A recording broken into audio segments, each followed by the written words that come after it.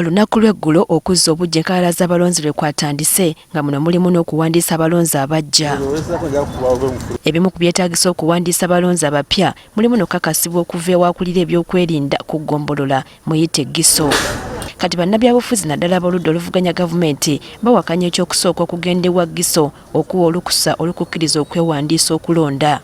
Mu byo temuliimu kigamba nti olina okuleeta ebbaluwa ya Giso, teriimu, oba Diso teriimu.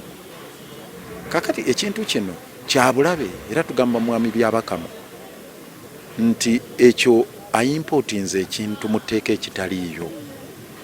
Elias Lukwago agamba n'okubuuza omuntu oba yali yenyigiddeko mu bumenyi bw'amateeka oba okuzza omusango gwonna tekirina we kirambikiddwa mu tteeka ly'ebyokulonda ku mulonzi. Kubanga ne bwebeera ng'olina criminal record tewali kigaana kwewandiisa, oba baali bakusingisizaako omusango oba olina omusango mu kkooti oba oliki, kubanga oli yaligambye nti ono mulabe wa byakwerinda oba alina ebisango, kuba abamu mu systems ezimu badimandinga record yeyo, criminal record.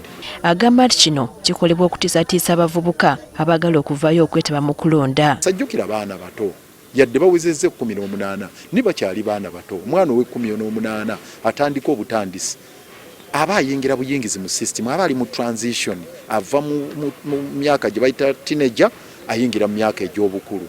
Kati akakasengejjaako ke baataddewo kakwongera kumutiisatiisa na kuteekawo mbeera nti ebintu bino aba security babirimu, so ekyo kya bulabe. Akakiiko k'ebyokulonda nako kakalambira nti kagoberera amateeka ag'ekitongole ekivunaanyizibwa kuwandiisa abantu mu ggwanga ki NIRA. Tukolera ku nkola ya NIRA. Jjukira nti NIRA yerina obuyinza okuwandiika abannayuganda oba citizens. Kati ffe enkola ya NIRA gye tugoberera. Bw'oba yeetaagisa nti okakasa nti omunnayuganda goberera biki binira byeba byetaagisa oba genda kwewandiisanga omunnayuganda ng'oweetaaga ndagabo.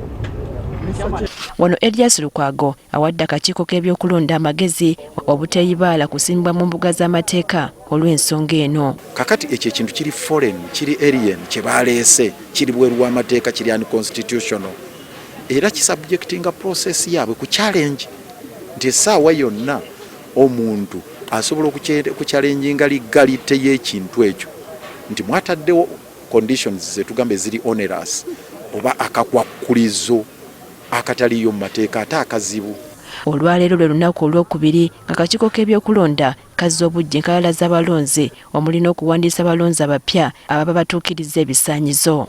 Priska Namulema agaffeeyo ku Spark TV.